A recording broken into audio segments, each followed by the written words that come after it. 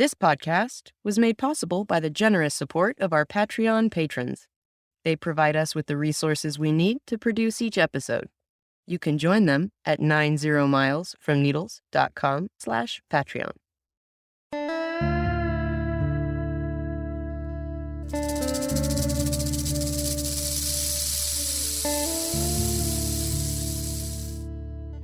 The sun is a giant blowtorch aimed at your face. There ain't no shade nowhere. Let's hope you brought enough water. It's time for 90 Miles from Needles, the Desert Protection Podcast with your hosts Chris Clark and Alicia Pike.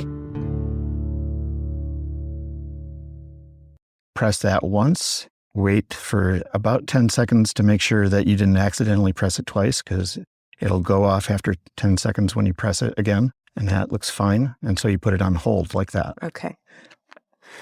I'm going to start checking this thing before every hike now that you've showed me that a second time after our last hike where we thought we recorded all this good stuff. Yeah.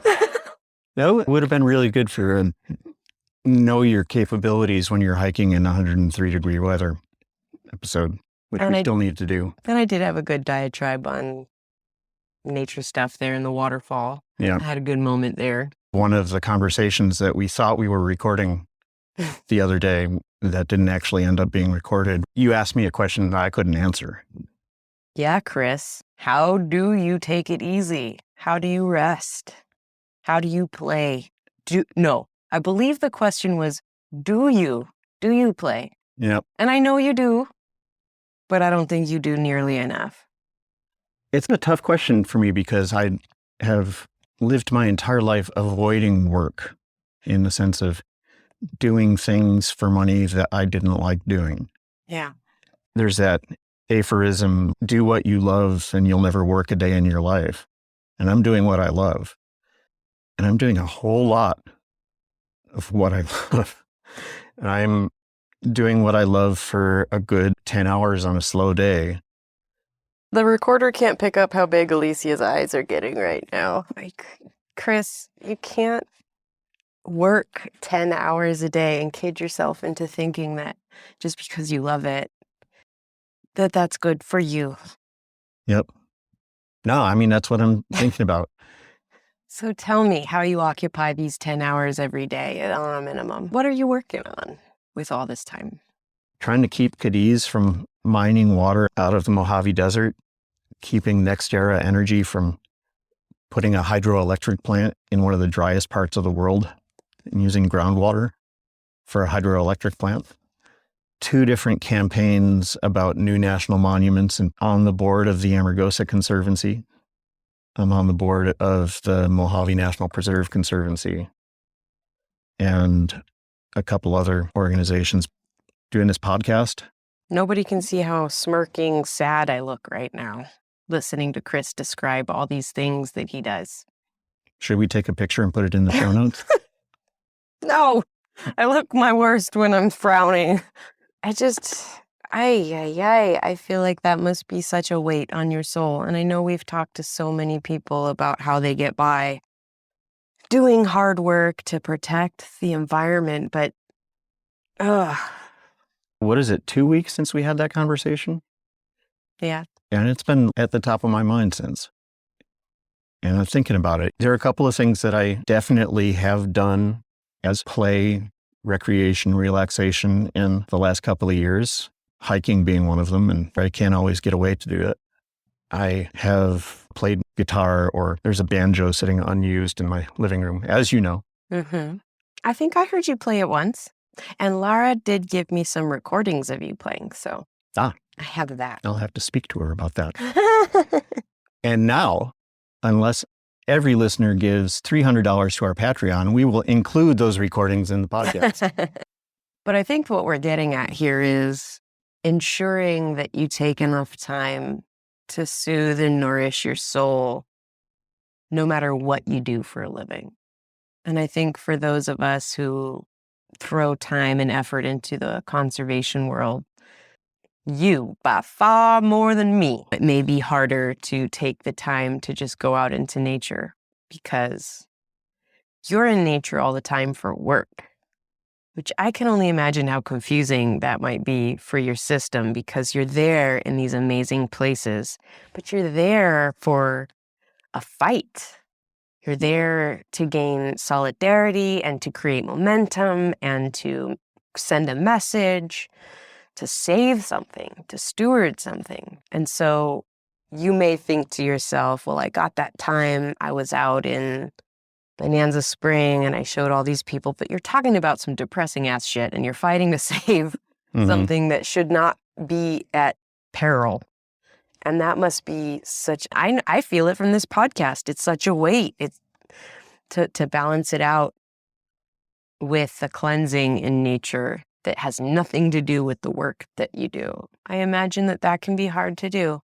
I have a very difficult time separating my feelings about advocacy and conservation and the fight to steward the earth in a responsible manner. That is very difficult to shake off when I come out here. And when I can shake it off and feel like a kid who came home from school early because school got let out because of flash flood warning, let's say, desert style. You better get home before all the roads go out. And it's like, all you have to do with your time is to go out and play. And I feel like we've really lost touch with that as adults because we grind so hard all the time. Yeah, it's interesting. I do get that feeling of connection. Even if I walk out into the yard and I see a cinchweed blooming, there's that connection. And that's a really wonderful thing. And sometimes, I don't know, it's been a hard couple of years for everybody. You know, it's been much more than a couple of years for a lot of people. And sometimes you get into states where it's not going to get fixed by seeing a horny toad. No. You know, I had a conversation with my friend Matt recently about a couple other things, work related. In fact, I was on this phone call with this guy I really, really like, and we were talking about unpleasant work stuff. An example how it percolates into every nook and cranny of your life. Yep. And it was a pleasant conversation. I love talking to Matt, but you know, we were talking about work. And then I said, hey, listen, on a personal note, I'm just having some trouble. And I wonder if you have a place in the desert where you think it might be good to go and just get restored. If you happen to think of any in the next few weeks, just let me know because I could really use it. And he said, I don't have to think about it at all. You should come to the river. And if you need to let your intense worry and sadness, fear, distress, work, life, grind go, the river is a great place to watch all of that junk flow away from you. Nature has a spirit, just like we were talking earlier. It has energy and it soothes you. It takes care of you. It is medicine. But we're losing that connection, that respite, and that solace from the grind that we created for ourselves to make things easier has now only come with its own bag of troubles. Take me to the river. You know that's making it in.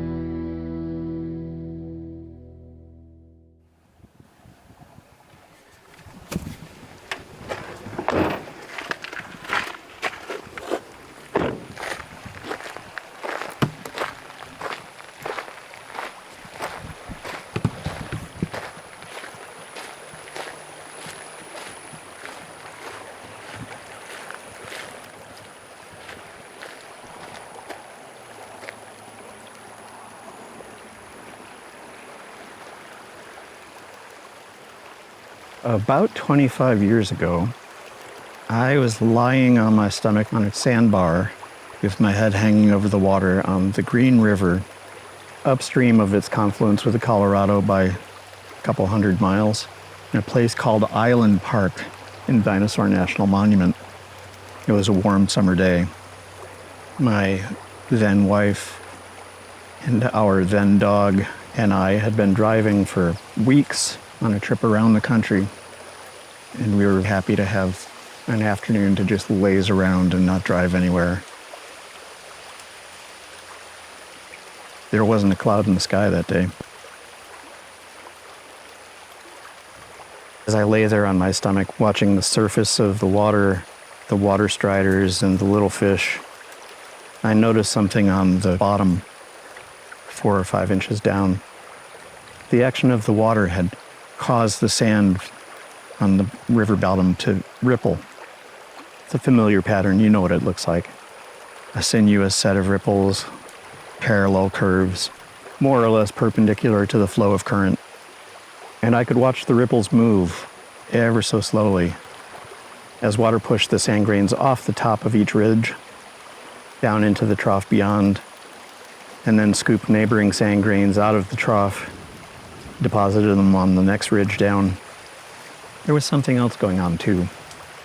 There were darker grains of sand, and these little tiny black specks would wash down into the troughs and collect in the troughs and arcuate, almost calligraphic lines that were constantly moving, constantly shifting. There was part of me that was certain if I just stared long enough, I would figure out what those writings said, what the river was trying to get me to read.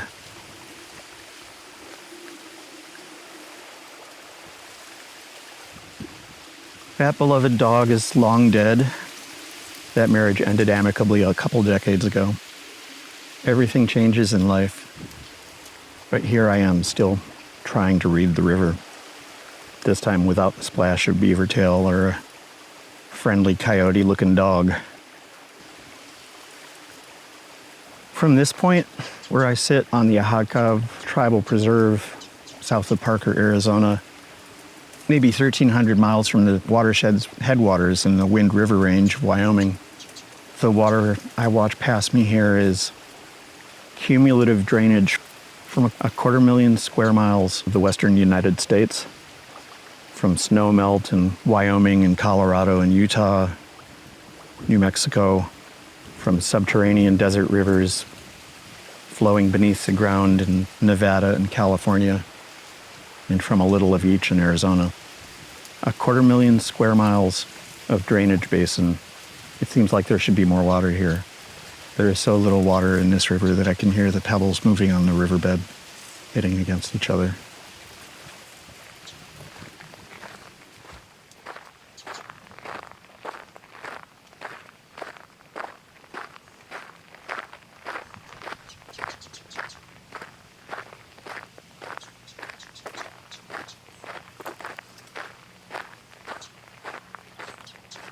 I almost imagine I can hear darker grains of sand hitting lighter grains of sand as the river moves them along.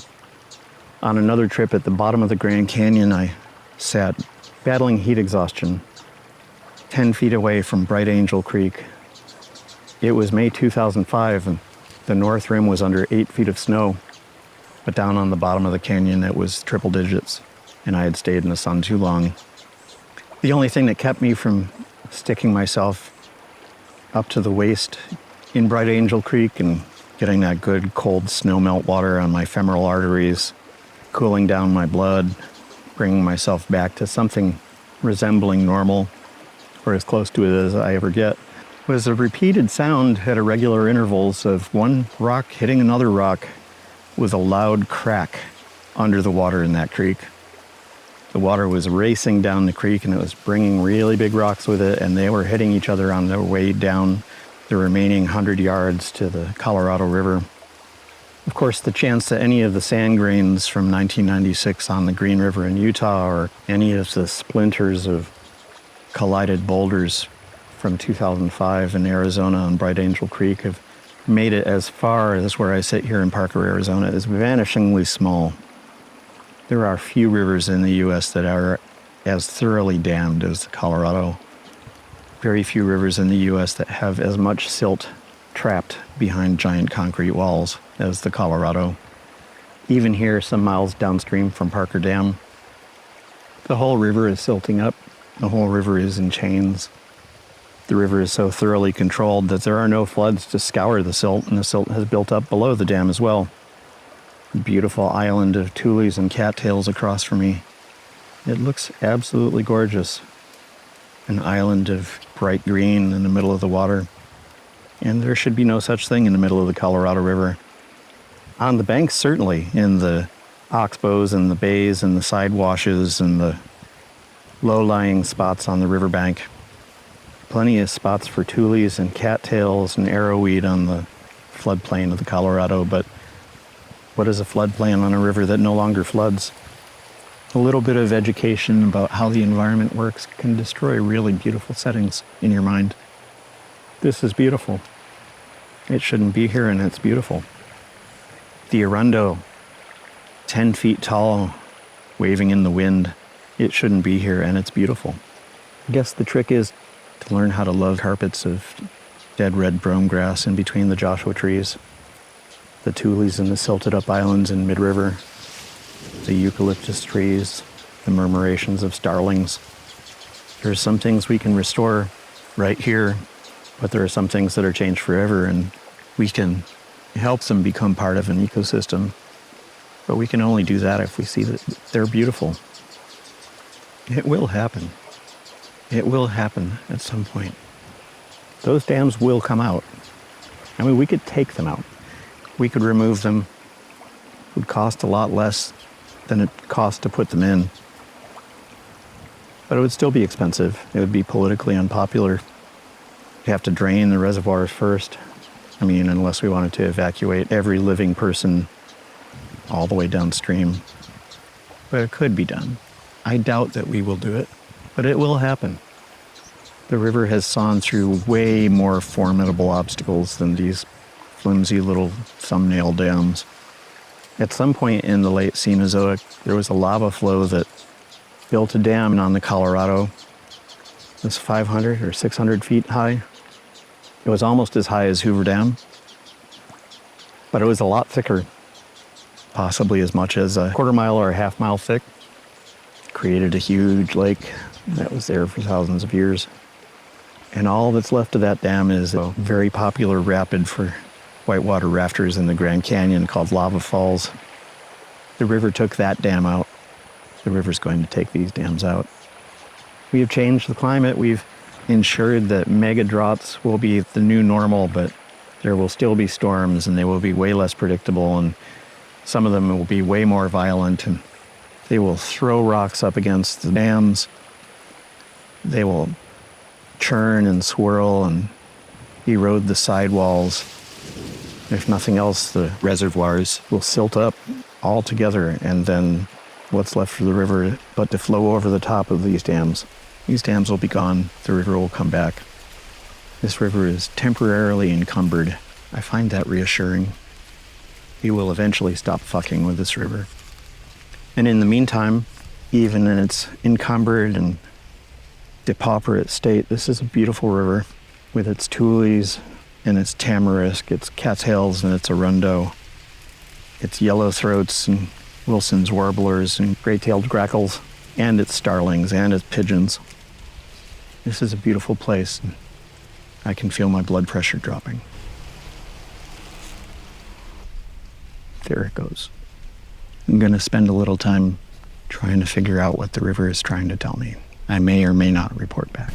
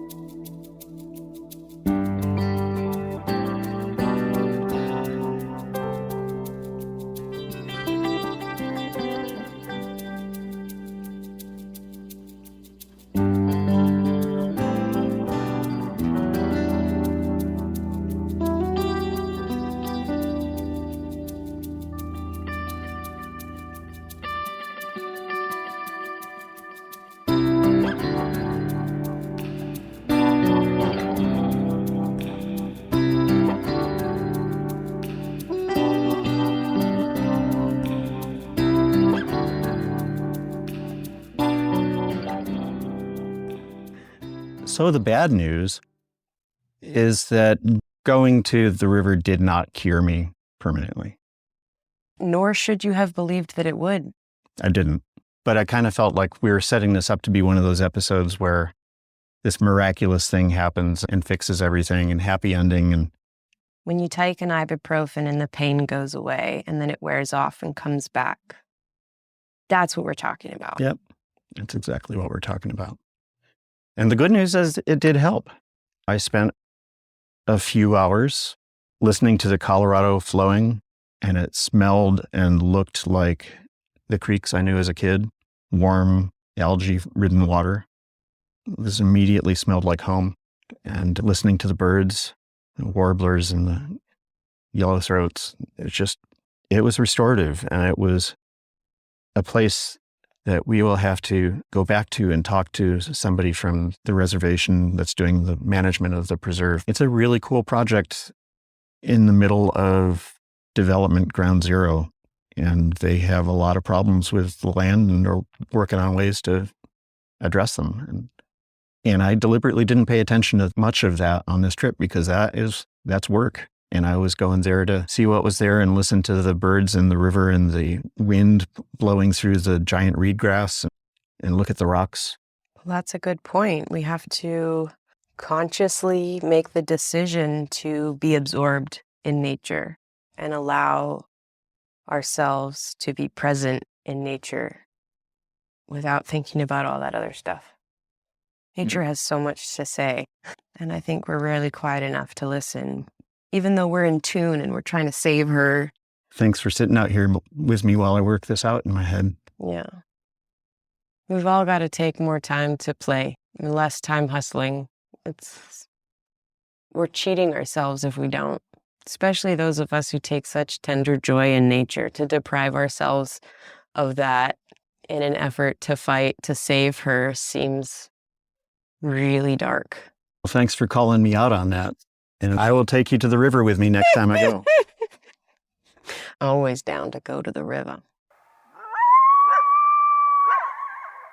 Coming up next, we read some good news and your letters.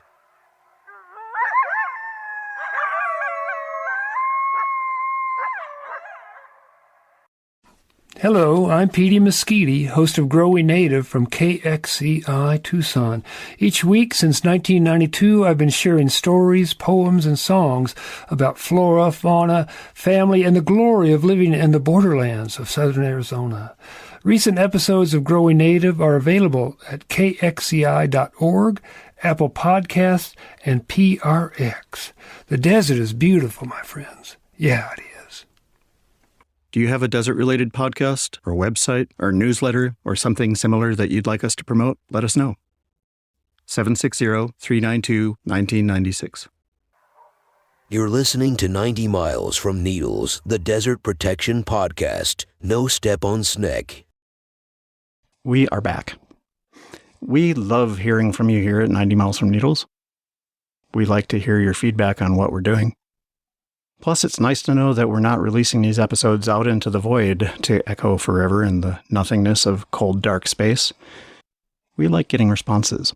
And we got one in our email on the 10th of September, 2022, with an attached photo of two pretty good-looking guys smiling at the camera. They're standing in what seems to be an industrial barn of some sort. And the letter that accompanies that photo says, "Hi, Alicia and Chris. Two people who support the 90 Miles from Needles podcast happen to rub shoulders 503 miles from Needles today. We are from right to left." That's referring to the photo that was attached to the email. "We are from right to left, Petey Mesquite and Chuck George. Petey was the keynote speaker today at a community event called Heritage Days, held in Rodeo, New Mexico, put on by people who were concerned about the high desert between the Chiricahuas and the Piancillo Mountains. Much like the Mojave, the Chihuahuan Desert here needs protecting, with threats like mining, water rights, dark sky threats, drought, and border walls." Chuck continues, "I'm sure you have mixed feelings about canceling the campout, but maybe you got a nice dose of hurricane precipitation in your neck of the woods. Looking forward to hanging out with you someday, maybe planting Joshua trees or camping out." That sounds really good, Chuck, and thanks for sending that letter along with a great picture. Nice to see you guys' faces. We are, of course, big fans of Petey's podcast, Growing Native. which is why we give them that free ad that non-Patreon listeners get to hear on occasion. And yeah, we definitely need to get out to the Chihuahuan Desert. Sounds like a place that could use a little bit of amplification and support. And also, yeah, we did have mixed feelings about canceling the campout, especially since it turned out that it was approximately ideal weather for camping out, despite or possibly because of a little bit of rain here and there. It was ironic, I will admit. But we are going to be rescheduling, and the campout will take place sometime in 2023, probably in the first half, in a month that promises to have somewhat less tempestuous weather than we were expecting this past month, and somewhat more amenable temperature for hanging out in the desert, though, again, ironically, it would have been hard to beat the weekend that it was scheduled for just for overall comfort. So, Chuck, it's great to hear from you. We welcome your letters.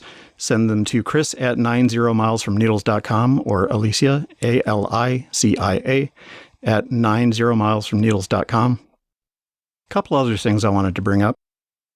Put out a press release in my day job, in which I work as the Ruth Hammett Associate Director of the California Desert Program for the National Parks Conservation Association, which is neither affiliated nor connected with this podcast, and NPCA does not endorse this podcast, though there are some staff people at NPCA that like listening to it. Hey, folks. Anyway, this is a press release on a campaign I've been working on for the last 5 years with NPCA, and honestly for about 15 before that, and it goes a little something like, Federal Court throws out pipeline permit for Cadiz water project, September 14, 2022, 29 Palms, California. A federal court today ruled to scrap an important pipeline permit for the controversial Cadiz water mining project, siding with the Biden administration and tribal communities. The project threatened to drain the Mojave Desert of 16 billion gallons of water annually. An unsustainable outflow, the plaintiffs asserted, would have disastrous impact on tribal nations, local communities, and nearby protected lands like Mojave Trails National Monument and Mojave National Preserve.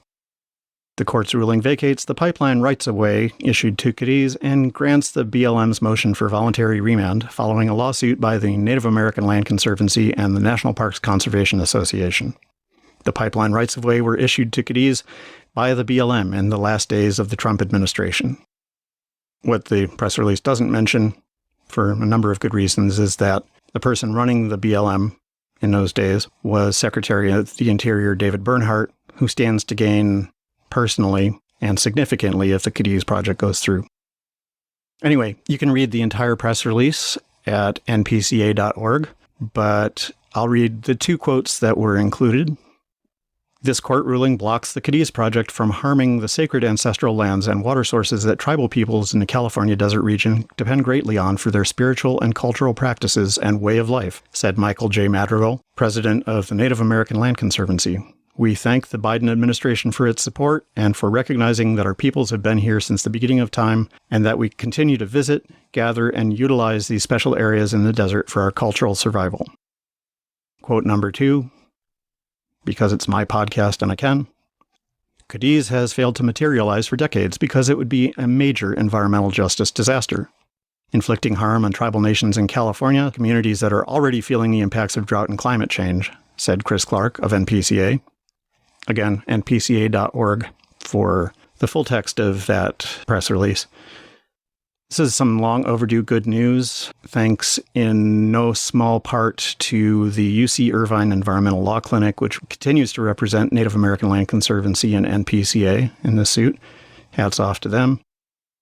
We are gonna have to do an episode on Cadiz. For people that are new to the topic, since sometime in the late 1980s, Cadiz has been trying to pump groundwater out of one of the driest places on the planet to sell that water for profit. We are going to have to prepare that episode very carefully because Cadiz is quick on the trigger with complaints and cease and desist letters and that kind of thing. Ask me how I know from my various previous different jobs. That said, I think it's safe to say that, in general, Cadiz represents some of the most conniving, blatantly hollowed out shells of human beings giving venal people a bad name with no more morals than a penguin bothering in the world. I think that's fair. Cadiz is just an idea that's so stupendously bad it could only come from the water world in the West. Let's see what else we got. Now, Chuck wished us some very good luck with the post-hurricane moisture, and we did get some here in Joshua Tree in 29. That's looking pretty good around here. More on that in a minute. Quick PSA, though. I keep seeing people online talking about the trips they have planned to parks in the Southwest, including Death Valley and Mojave National Preserve, both of which are more or less closed. We keep getting updates from those parks, and while Death Valley has some of its core features open, those things that people generally really want to see when they go to a park like that, getting in and out of the park and getting around the park is extremely difficult at this point because some critical roads are closed. This is not just true in the California desert parks. Grand Canyon Parish has had some significant road closings, including the road to the Pacoon Springs area, which is one of my favorite remote places in the Mojave that nobody's ever heard of.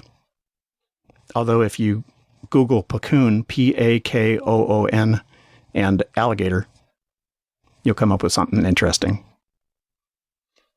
Mojave National Preserve is basically closed entirely for the next few months. And what I'm saying is, if you have a trip like this planned, check before you leave. Go to nps.gov, find the park you're thinking of visiting, go to that park's website, click on a link that says news or road conditions or alerts or something like that, and find out what you're actually going to be able to do in these parks, if anything, when you visit. Because a lot of parks and monuments and other places around the Southwest have been hammered by this monsoon season.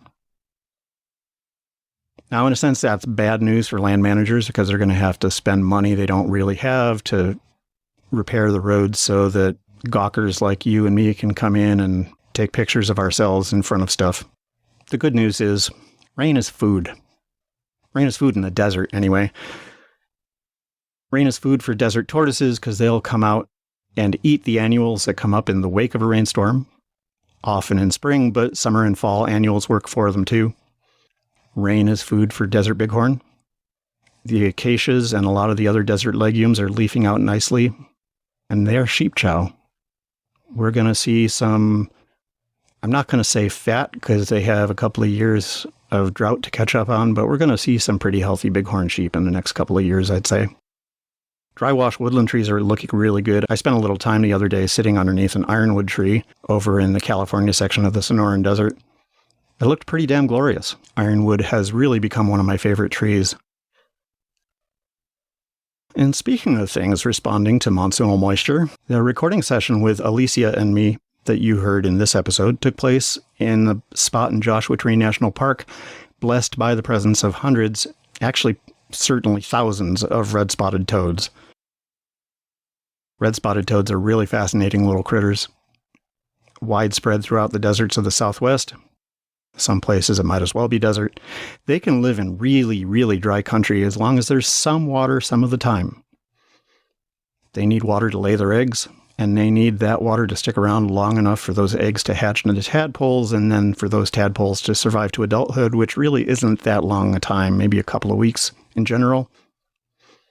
A fully grown red-spotted toad will run around 1.5 inches to 3 inches long, but when they've just turned into adults from being tadpoles and come out of the water, they're way smaller.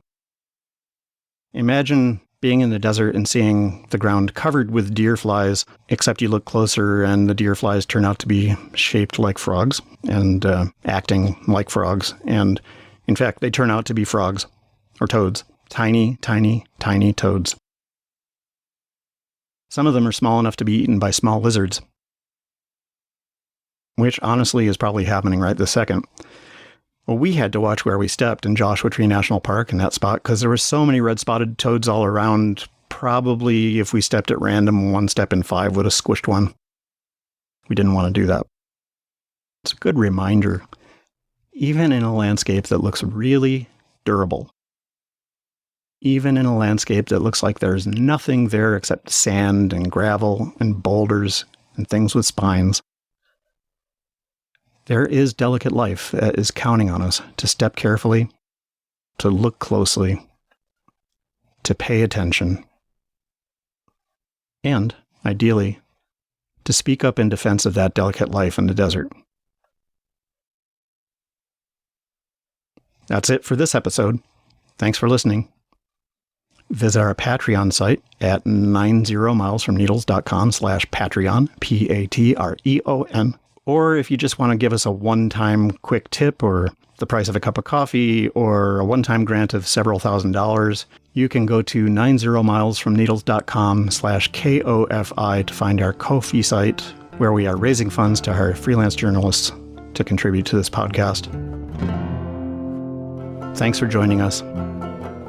Stay well. The desert needs you.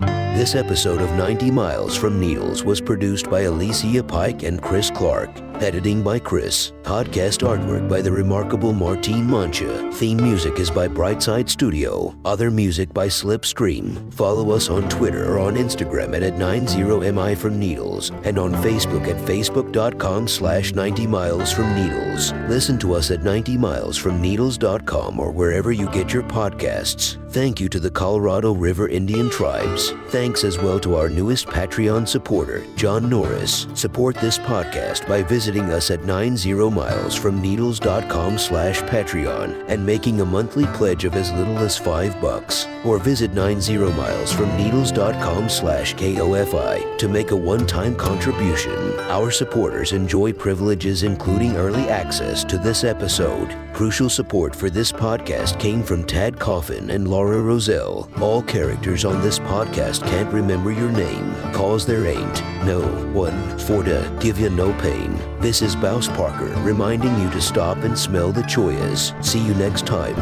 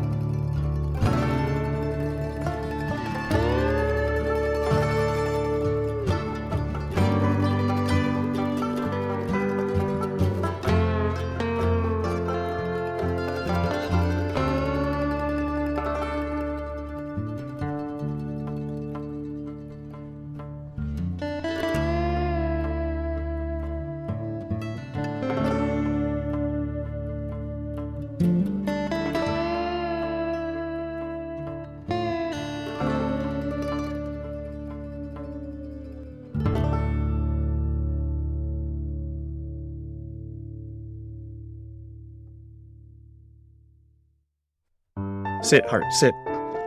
Good dog.